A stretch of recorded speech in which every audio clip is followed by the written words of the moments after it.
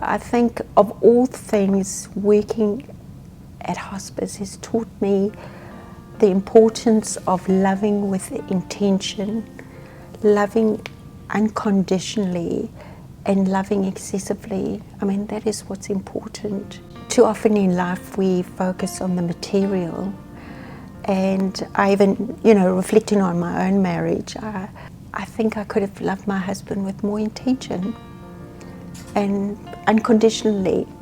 So that's what you learn. Grief is a really hard lesson, but what it does teach you is to value your relationships, to pay attention to them, and to love with intention.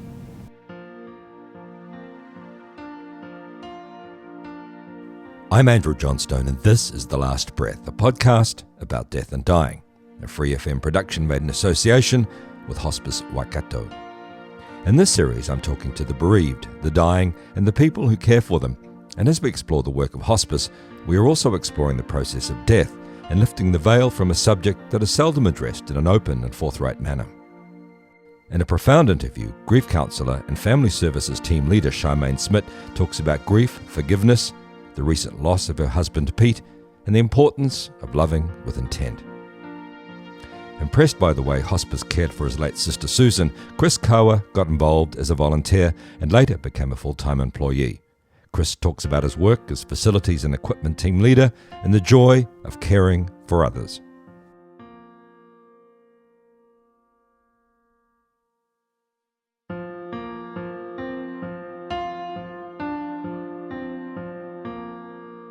My name is Charmaine Smit. I currently am the family services team leader. I'm a counsellor. My training was done in South Africa, in Durban, and I did my placement at Addington Hospital. I immigrated 17 years ago from Durban to Hamilton, and I've been at hospice for that length of time.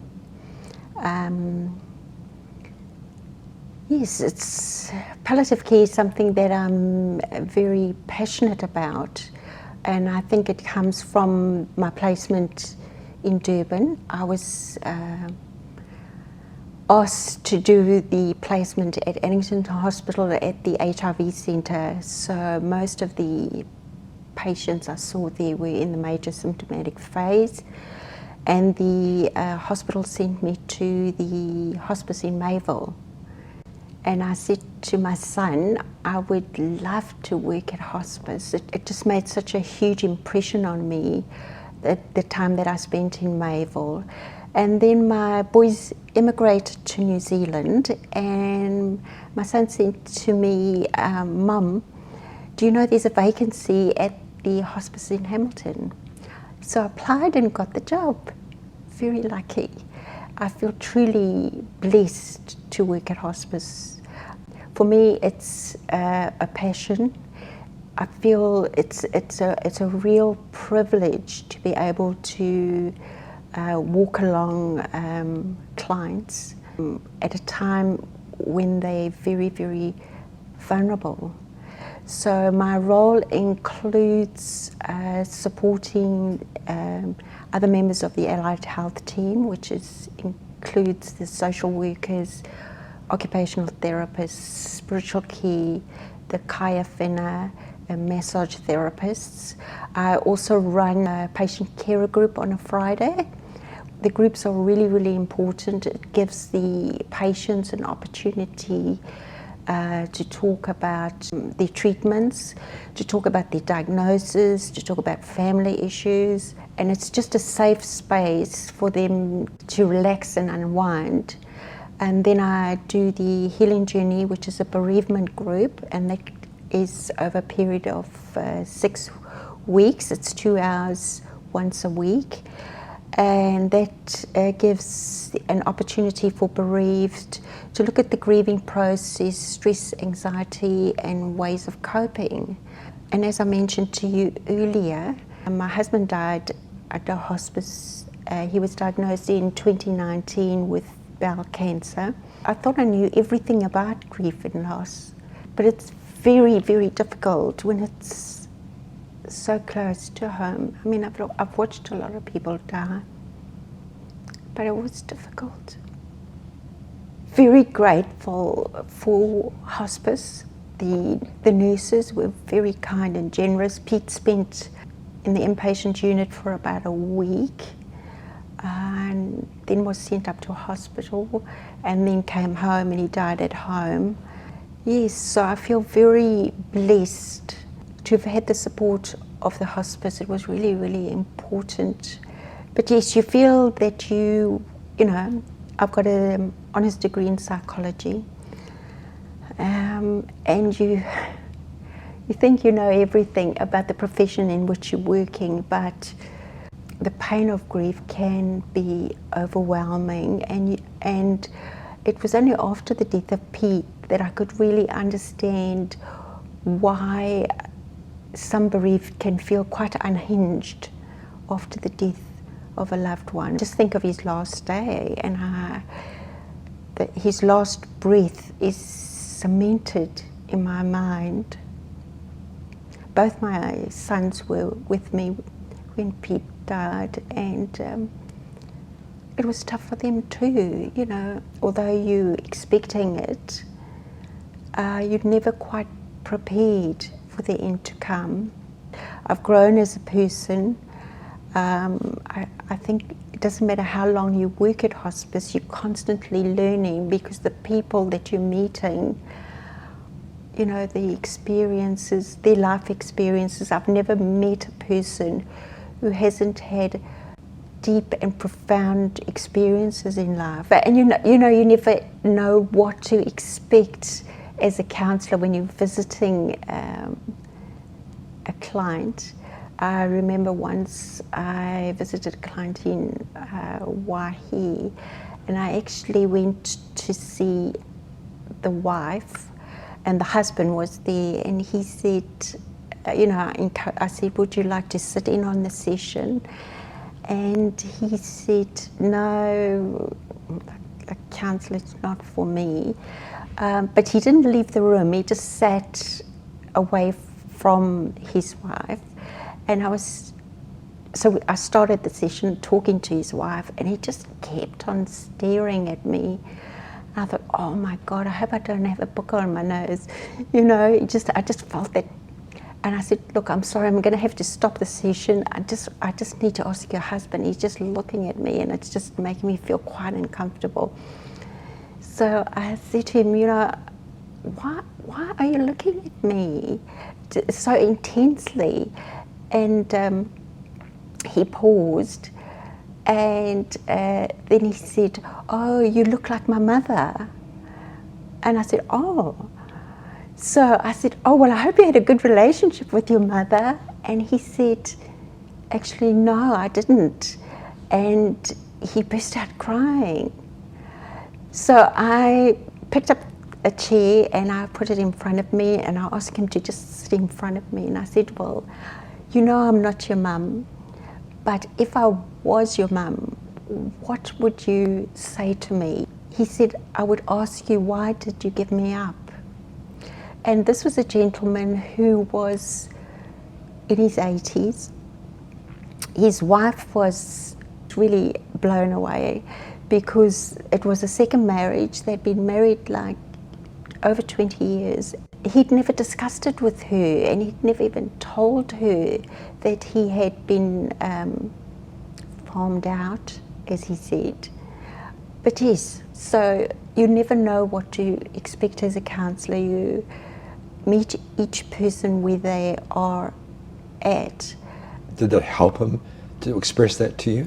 It opened the space for him and his wife to talk about it, which was really important.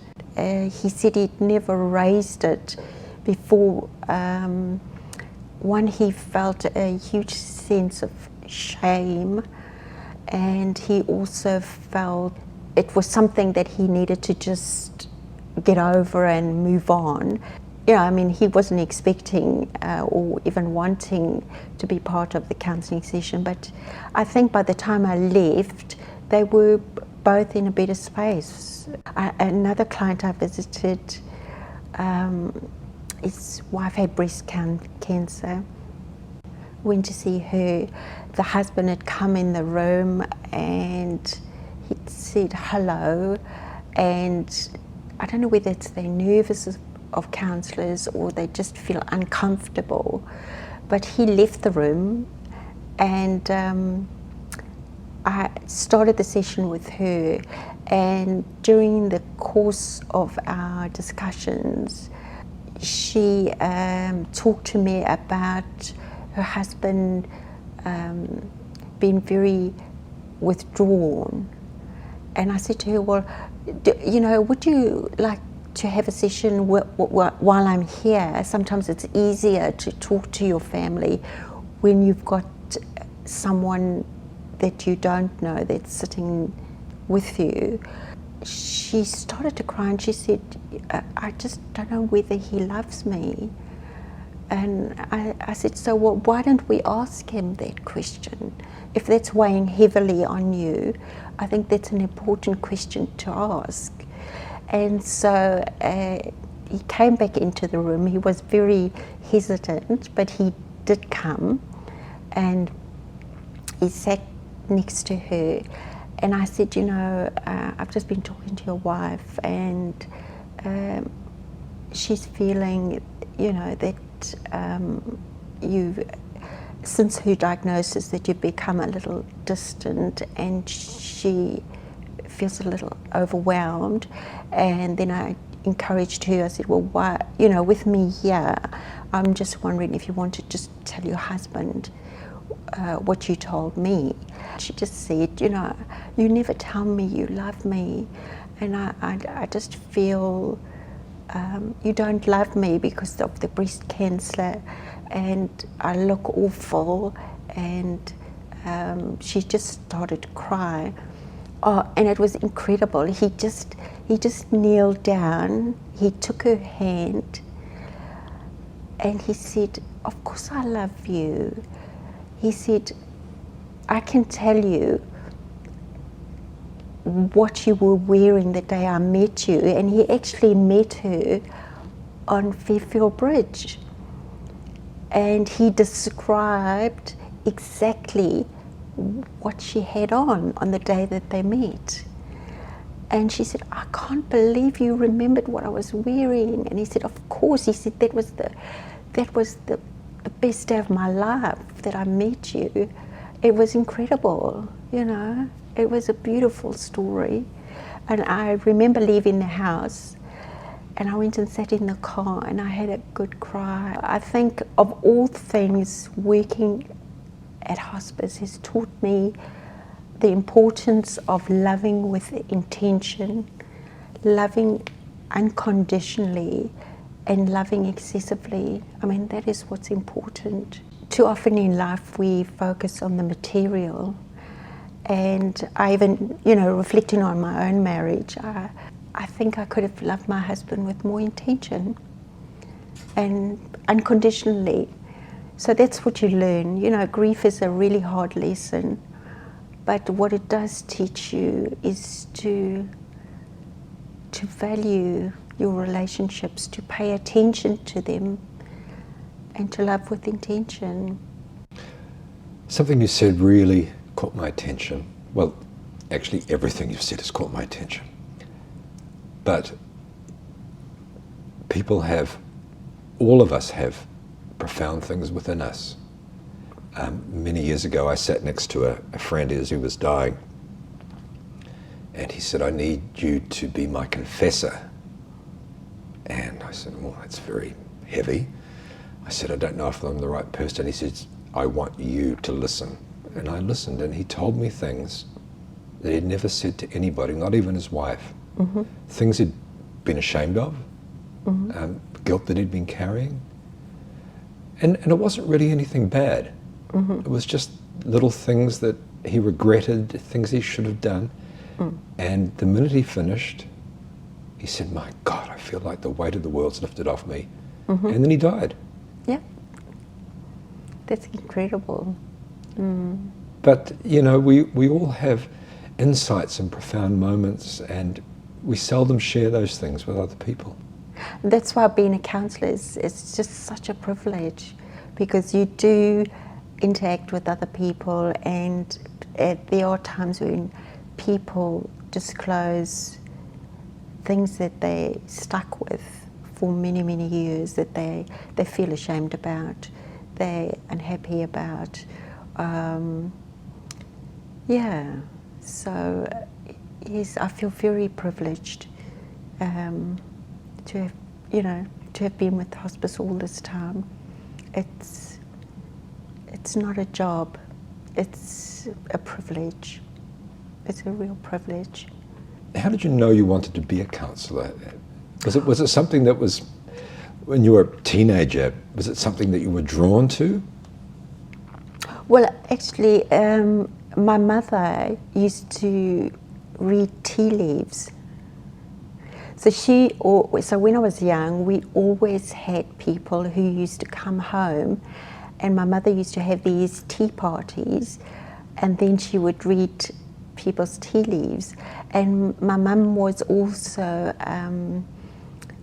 the person who was in charge of taking care of the family graves.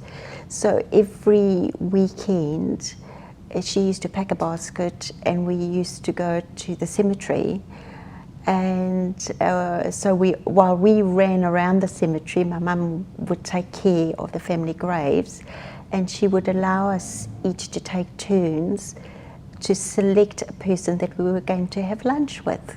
So we'd run around and look for a gravestone that we liked, and we would say, Mum, we would be going to have lunch with Charlie or Jill or whoever the person was.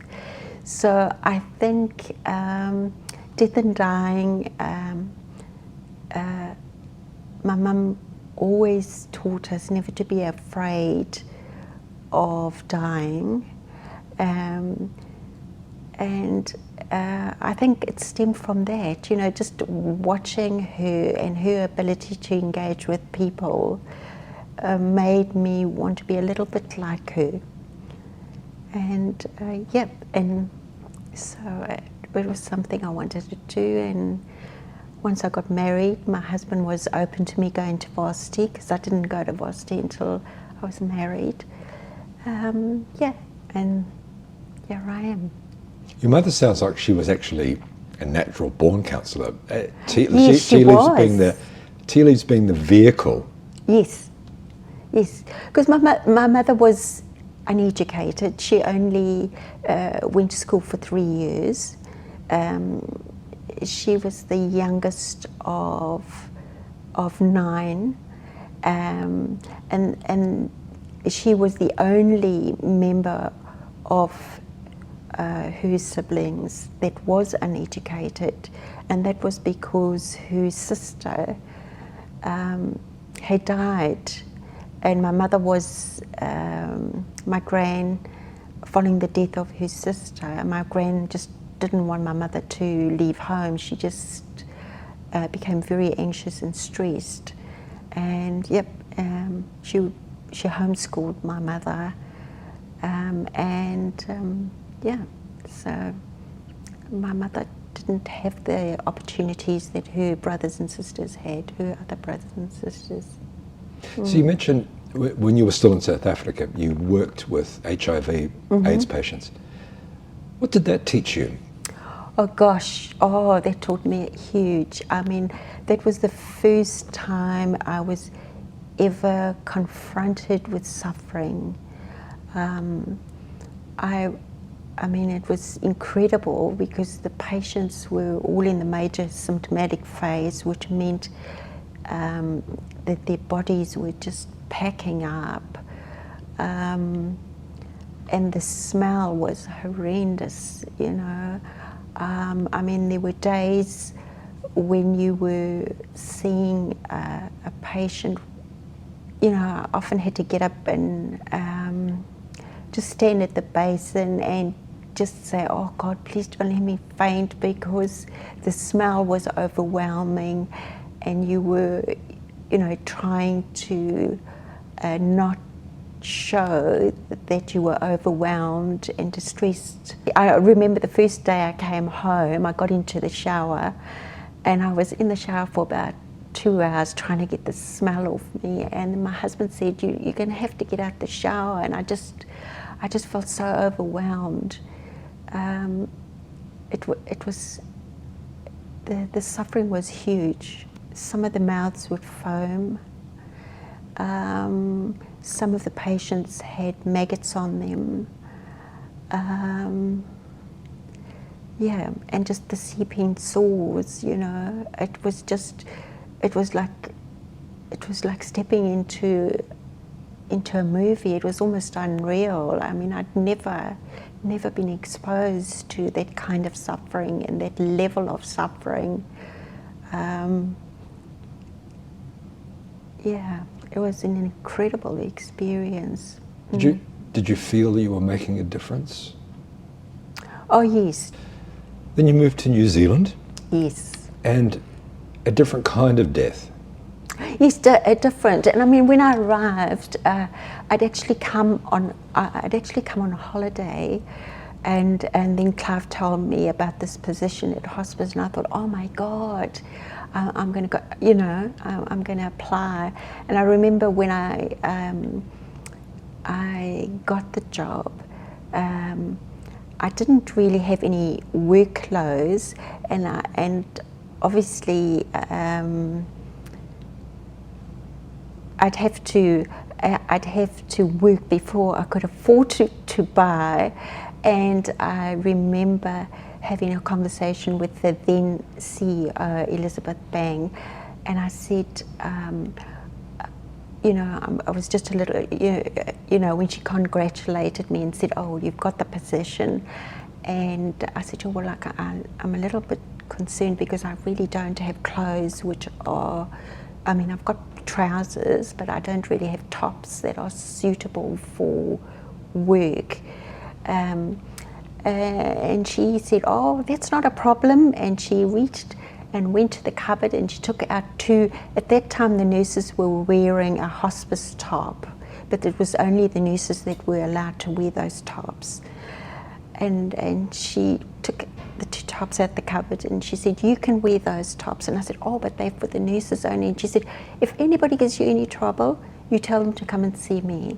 So I've never forgotten her generosity, you know. She just reached out and said, you take those two and you wear them, and when you get paid then you can buy something. So that was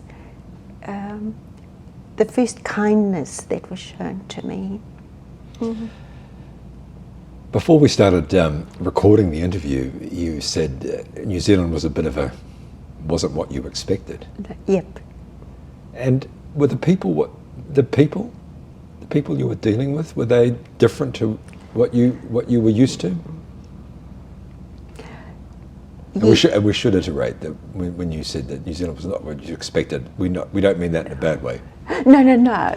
Well, I just assumed that, you know, because you speak English, that there's no difference, that I wasn't really expecting there to be such a big cultural difference, and there is a huge difference. I think South Africans are far more direct. New Zealanders tend to go more around and around and around and never say what they mean and never mean what they say, you know. Oh God, you're recording this. Yeah. So it was just a cultural shock. There was a huge difference. Yeah. So when you start counselling patients, mm-hmm. Did you have to have a different approach to what you were used to? Well, you have interesting experiences. For example, I went to visit a client, so I had talked to her, and she wasn't Kiwi, she was actually Dutch. So she was aware that I was South African, because you can tell on my accent as you managed to. And So I drove all the way to her home, and the first thing she told me was that she didn't really like South Africans. So that was interesting on how you use your counselling skills there. So just giving her the space to offload and talk about the reason why she didn't like South Africans. Yeah, so that was an interesting. So you do have interesting sessions because we are different. But I think as counsellors, you're trained to be a listener, and we don't give advice. You know, you try to leave your own opinions and ideas at the door and just be open to where the person is at. You see a lot. Yes. You deal with a lot of people who are at the end of their lives. Yeah. Does it weigh on you? Oh yes, you know, that's the first thing my mother told me. You know, when I majored in psych and criminology, and my mum said to me when she knew that I was going to go and do counselling, there's this Zulu proverb that says, you can't wipe the tears of another man's face without getting your hands wet. And I said, well, Mum, and she said, you know, every person that you interact with is going to have a profound effect on you. And I really didn't understand at that time, but I do understand now, how people can burn out and struggle with compassion fatigue, because it does weigh on you. It's impossible to be present in the suffering of others, or to be present when someone is dying and not to be affected by it. It just changes who you are as a person, you know. I think I'm a better person for it, but it does come at a cost. When my father was dying in October, under hospice care, but at home, we were offered counselling as a family. Yeah. And we didn't take it. Okay. And looking back, that was the wrong decision. But why did you not take it? And I don't think counselling was really in our lexicon. Okay. But you learn these things. When you enter into the process of dying, especially a longer death. You know, I mean, I've had people, my sister, and she died by accident. That kind of death is sudden, and you don't have time to prepare. A longer death, you do have time to prepare. There's lots of things in families. Families are complicated. Yes, There's they lots are of things very complicated. and things that aren't said. And looking back, I think if there had been a counsellor there, I think we would have all coped a lot better. But I say you don't know that till after the fact sometimes. No, and the thing is, you know, I think it's so important to tell the patient that you do love them, and to say I'm sorry, and that you forgive them, and hope that they will forgive you for the things that you've done that you shouldn't have done. Because in any relationship, there are things that you do that you can't take back, and it's really, really important for the patient to know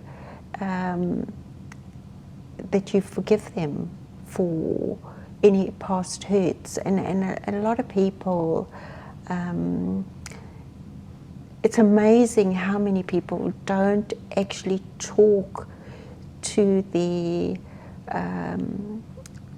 relatives about the dynamics that have been going on for many, many years. They just say nothing and allow the person to die. And I mean, I'm guilty of it myself. If I think when my dad died, and that was, I was 30 years old. I'm a lot older now. But then I was 30 years old, and I never really got on with my dad. And he was ill for a long, long time. He had emphysema. And I visited one day, and he said, "Oh, Charmaine, I want to have a conversation with you. I want to talk to you about dying." And I said, "Look, Dad, I'm not," I'd finished my psychology degree, so I should have known better, but I lacked the courage. And I said, "Dad, I'll tell you what, I'll come back tomorrow, but I just can't deal with it today." Because every interaction I had with my dad, we generally ended up in an argument. But the next day when I did return, he was no longer communicating, and so I'd missed that opportunity. And so that's something that has sat with me, that I wasn't brave enough to talk to my dad about the difficulty. And my mum, we said that I was a lot like, she used to say, "You're just like your dad." And I was stubborn, I was arrogant, and I just, we were a lot alike. And I think that's why we didn't get on. Whereas my mother was soft, and my mother was gentle, and she was easy to talk to. She never judged. She'd always give you the second chance. Whereas my dad was less forgiving, and a lot more strict. His parenting style was very strict. So even with all your skills and the years that have passed, you're still carrying a little bit of a burden. Oh, well, you still regret it, and I often share it, because the hope is that if I share that bit of the history of my own with someone, that they won't make the same mistake as I have. Because once a person dies, you can't fix it. You've got to live with it. And so the only way you can process it is really to share your story. And often I meet clients who are holding grudges and are angry and frustrated. And you think, really, you just don't hold on to it, rather try to find a middle ground. But it can be so hard. Of course it's hard. And if you get somebody over the hump, how do they feel afterwards? Well, I think it's like the guy that I told you about who said I look like his mum. Once he'd opened up about the pain that he felt, because there were 5 children in that family, and he couldn't understand why he was the one that was selected to be farmed out. So his entire life he felt there must be something wrong with me.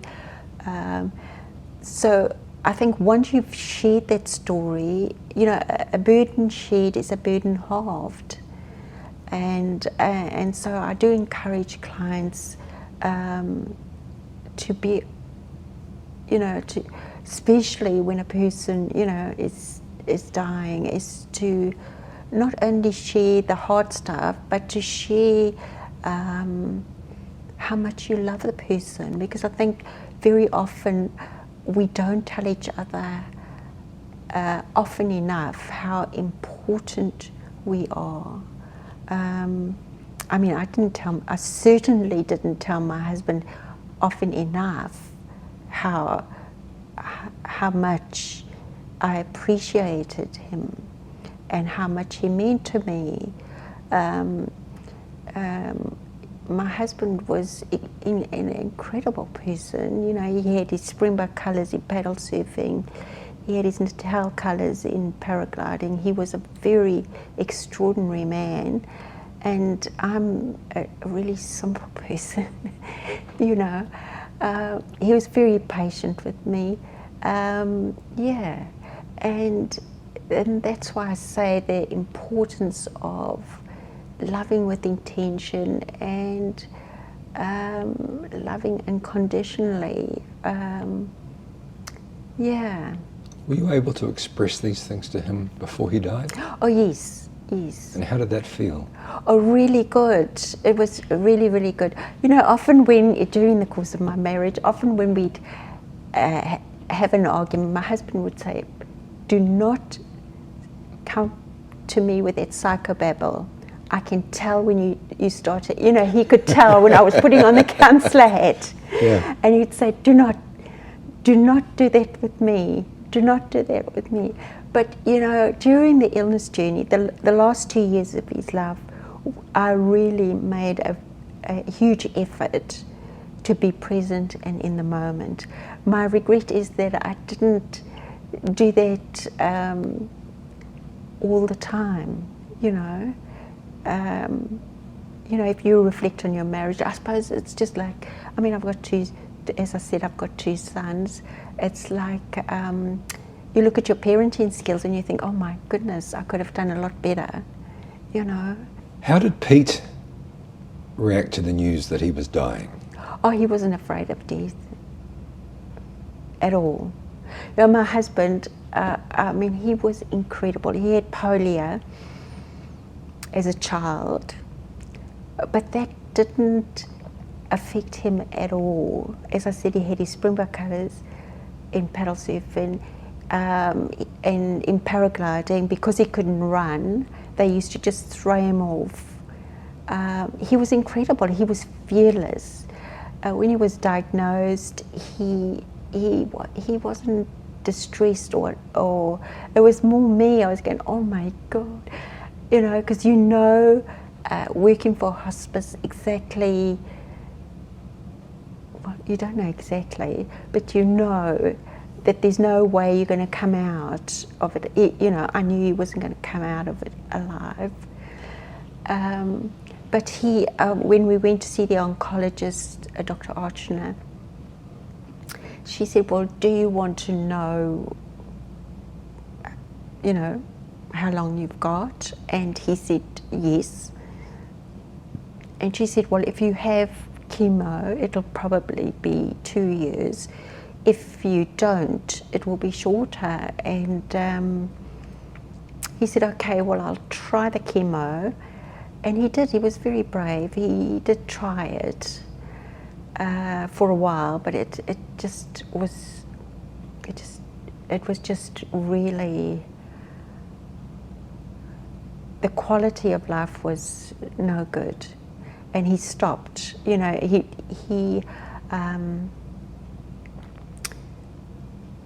my husband, yeah, you know, he was all about quality of life, not quantity. And he said, no, I'm not going to have any more chemo. It might shorten the time a little bit, but I prefer to have quality of life. And I mean, his wish was to go with the boys on a bike trip, because my husband had a BMW with a sidecar, and he wanted to go to Fleur's because he loved her cooking. He loved fish and he loved cooking. My husband was an excellent cook. He hated my cooking. Yes, he went to cooking school. In fact, he said, "Oh my God, my wife's cooking is so terrible." Excuse me. So he went to cooking school and he took the boys with him. So both my sons are excellent cooks, and their wives are very happy. They don't have to cook. Yeah. So my husband loved the kitchen. He loved trying Jamie Oliver and exploring. Yeah, and so he, Clive took off work and Kevin took off work, and off they went on their motorbikes, and they went down to the South Island. So yeah. And he found his peace. Yeah, and he was quite happy. He'd done that and came back home and then sold his bike because he realised, you know, he wasn't going to be able to use it much longer. Yeah, he was quite happy. Yeah. And then you had to learn something new about grief. Oh God, yes. Oh God. Yeah, that's when you learn that you can know as much theory as you like, but it's until you're rowing in that boat that you have no clue. You have no clue. It was just so hard. I mean, I visited after Pete died. Kevin, my younger son, immigrated to the UK. And invited me to go, and he said, "Mum, just book the ticket. Don't worry about it." And I said, "Oh, I don't know if I can because my husband. I just followed my husband like a sheep wherever he went, and so the thought of having to travel to the UK on my own was just like overwhelming. You know, so all those firsts that you have to do on your own. So although I am a professional, I think I'm pretty confident. I was just petrified of having to go. Yeah, but I found that having done that trip, when I got back to New Zealand, I just felt that I was such a rush. I had such a high when I got back because I'd actually achieved it on my own. I'd actually managed to do that trip on my own. It was incredible. Yeah. But I mean, you know, that's the thing of being married, is that you divide the roles and you never really appreciate what the other person does. You just take it for granted. And it's when they died that you realize there's a lot of things that they did do that you didn't have to bother about, that now you've got to bother about. Did you undertake grief counselling yourself? No. No, I don't. I don't think I needed it because working in an allied health team, there's counsellors. So we just talk generally. So I've got supervision. So all counsellors are required to do supervision, and that's a requirement because you have to be competent to practice. But Lucia, one of my lovely counselling friends who's retired now, I mean, if you felt you needed to have a chat, you just have a chat with the counsellors. You didn't, you know, it was general conversation. And I think being a counsellor, you just kind of talk about what's on top for you, you know. One of the people I interviewed, she spoke about being offered grief counselling after her husband died, and she went to it somewhat reluctantly and then later realised that it was absolutely magnificent. It really made all the difference, really helped her to understand what she was feeling. So your role is very important. Oh yes, I do. I feel very privileged. I feel very humbled by the position that I'm in. You know, the ability to sit with someone, and I hope that my own experience with grief and loss has made me a better counsellor and a better person and a better colleague. And I hope, yeah, that's all we can do is hope to be a better person. Well, before we finish, Charmaine, it's a big question. So,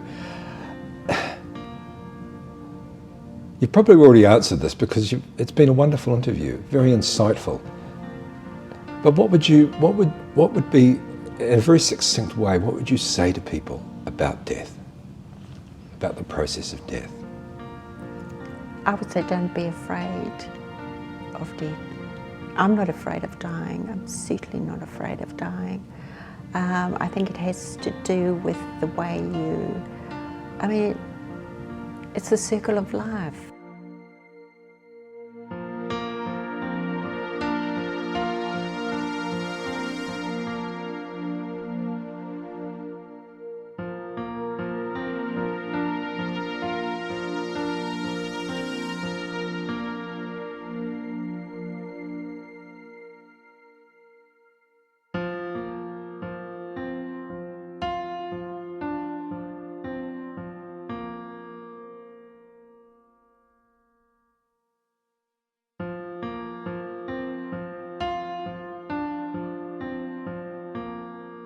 I sat down with my family, my partner and my kids, and I said, right, I'm going to do what I was meaning to do. And they said, what's that? I said, go and volunteer for hospice.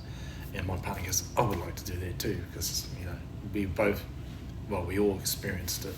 Well, Hera and I did, because our kids were too young. And they said, right, let's go and come up here to Waikato Hospice and meet the voluntary manager and organise an appointment, and we'll come up and see her.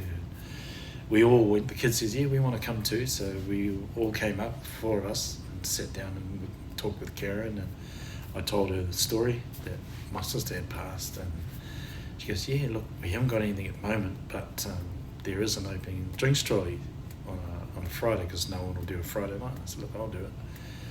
And there was family services as well, so my partner said, I can do that too. So family services, you go in and sit with a patient while the husband or the wife can have 2 hours free time on their own, go and do shopping or go and get their hair done. So she did that, and I was quite interested in that too. So I said, look, let's both do it. So we did, and I enjoyed both of them.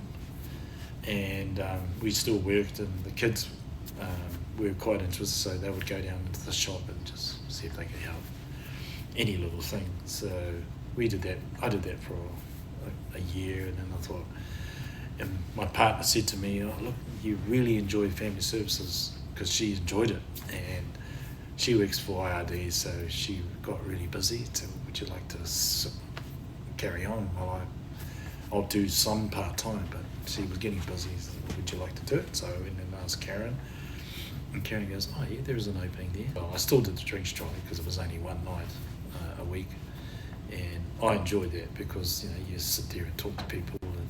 Now the drinks trolley is a trolley that's got pretty much everything, from yes, soft drink to the hardest alcohol. Hardest alcohol, you get chips and everything, like little packets of chips. But see, when I went on there, I don't use the trolley. I just go in there and talk to them, who would like what, and if there was a big family in there, you come with me. So, and they would come out and they would do their own, and then we'd go back in. And what surprised me is that a lot of patients go, oh, I'm not allowed to drink. I said, yes, you are, because I would go to the nurse station first and say, who do I don't go? What room do I don't go into? Are they all allowed alcohol? Is it okay? And they would say, yep. So, which surprised me when they said, no, I'm not allowed. I'm on this med. I said, look, I've just talked to the nurses. You're allowed a little bit of this and that. And they went, oh, okay. So once they, as you do, being human, you have a little bit of alcohol and you start to talk. So, and that was it. And they were just, one guy talked to me about his life experience, and it was really, really cool how he did. He was about 80, and back in the day, like I was quite proud to be born in the 60s, because there was a lot of good stories back then, and I could relate to that. So it was really nice listening to the life experience that this guy had. He was a sales rep for farmers. Is it Farmers Co-op? I can't remember the old company. Sheep farmers. And I had an uncle who used to sheep farmers, and we used to chat away. He's had some so hilarious stories, and he had some good stories and some sad stories, but it's quite nice going back in that era. So he quite enjoyed the drinks trolley. drinks trolley would only take you 30 minutes, but I was about an hour because we love to talk and love to meet people, and it just made the evening, because I would hope time it where I'd go in before dinner. Dinner was at 6, so I'd be there at 5 and just do the rooms and just get them all warmed up before dinner, and it was. And if I got too busy and the dinner would come in, I'd help serve dinner too. So I was still there, so I'd help our cooks and the nurses just to help dish out. So the drinks trolley brings us. It's part of this process of keeping things familiar, homely, yep. warm, very, very much convivial. Very much, yep. And a lot of the families don't know that. They go, "Oh, I didn't know you had a drinks trolley." And we would say, "Yeah, it's not just for the patients. You can have one as well." And, to a limit. But and they just blown away with, I didn't know you guys can do that. So, with the other part of my job is with the guys going out in equipment. We also, because it's the guys that go out there, and I do sometimes, but they'll come back and they'll share with me their experiences. Like they didn't know, as you know, hospice is like not a death wish, but it's the end of the road when they say hospice, or you see the van come up, the neighbour, oh no, that person's dying. But when they go in there, they also share, look, we are hospice, we provide a service. We've got counselling, we've got financial, we've got people that will come out, and they don't know that. So the guys experience that and they share that with them, because they go out and deliver equipment, but they also share hospice as a whole, as not a bad name, but a good name, because we're here to care for your families. We're here to help the family support. We've got nurses that come out here. So when families hear hospice, oh no, their heads drop. But when we go in there, especially our guys, they share a lot of, hey, we're not just here to, and they come out of there going, wow, these people didn't know that, and now they're happy. Well, they've got a bit of a skip in their step, because hospice is not too bad, And when I hear that from the guys coming back from their run, and they feel good, and I went, wow, look at what you've done. You're spreading, not the love, but you're spreading information that they don't know about. So it's really great. So now they have pamphlets in the vans where they'll hand them, well, who do we ring? So here's our card, So they love that kind of bit too, because it's not just delivering gear, it's sharing what hospice is about. I'm on this earth to care for people, help people, and just be there for anyone that's sitting on their own. Oh, what are you sitting there for? And come over here. It's just the kind of person I think I know who I am now. So hospice is just a dream job for me. Tragic as it was, Susan's death was a positive thing for you as a person. Yes, it was. Yeah. With seeing hospice and what they did, that was a big plus for me. I was like, wow, that's when I thought I need to do that. And when I talk to people, even my family, my brothers and sisters, they say to me, that's you. It's always been you, and you're in the right place, you're in the right job, and, because it takes a special person to do what you do. And I'm, okay. So, quite proud of that. Isn't that a wonderful thing when you're a certain age and you find new meaning for your life? Oh, yeah, definitely. And that was it. It turned the corner for me. Sometimes when you sit there, what am I here for? But I know my calling is now. I know I should be here.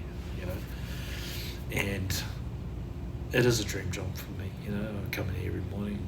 I love the people, because, as you know, the people here got a purpose in what they're doing too. I talk to the counsellors. They're here to do what they need to do, and they don't do it because they have to. They do it because they want to, and they care about people. And that's why I enjoy the company around here, because even my volunteers don't know them from when I first started. Didn't know who they were, but I could see what they were here for. And they volunteer their time, just like me in Drinks Trolley, because they enjoy what they do. They are here because they want to be here. You can volunteer, might ring up, say, look, I'm really sick today, I'm really sorry. So, you're sick, but I don't want to let you guys hospice down. you know what they mean. God, you think just like me, and there's, as they say, special people that do that thing. We've got special people here. And, I enjoy coming here because we're all here to do what we can for the community and people that are out there.